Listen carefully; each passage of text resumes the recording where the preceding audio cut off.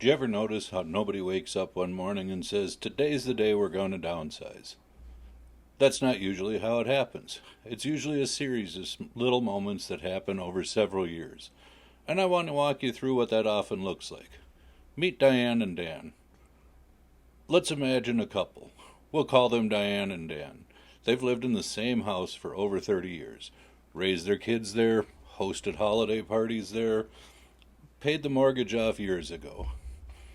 And if you ask them whether they were thinking of moving, they'd probably say no. At least not yet.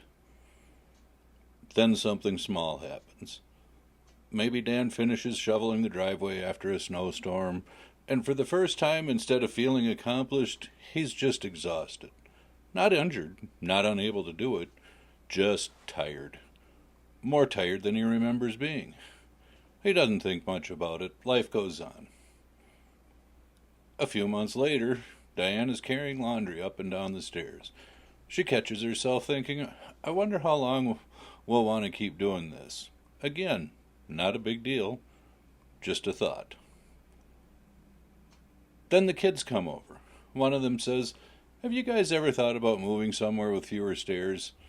Diane and Dan laugh it off, but later that night they talk about it. Not because they agree, but because somebody else noticed what they had been quietly thinking. The house feels different. A few years pass. The guest bedrooms sit empty most of the year. The formal dining room only gets used on holidays.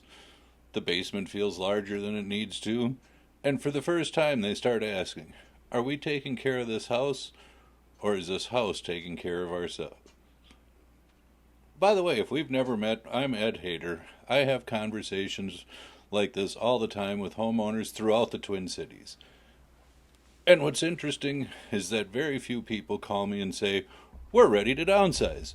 Most are simply trying to figure out whether they're starting to think about it. Then one day something changes. Not really a crisis, not necessarily a fall. Maybe a friend moves. Maybe a friend falls down. Maybe a neighbor passes away. Maybe somebody that they know has a health event, and suddenly Diane and Dan start looking at their future instead of their past. That's when questions start. Will this house work for us in 5 years? 10 years? What happens if one of us can't do the stairs? What are our options? And this is where most people get it wrong. They think these questions mean it's time to move. They don't. They mean it's time to start planning, and that's different. The homeowners who have the smoothest transitions aren't usually the ones who move first. They're the ones who start thinking about it first. They give themselves options. They learn what's available. They make decisions from a position of control. Not because they have to, but because they choose to. If you found yourself relating to Diane and Dan, the next question probably is this: should we downsize now, or should we stay in our home a few more years? Can we make it fit our lifestyle, or should we start planning that next event?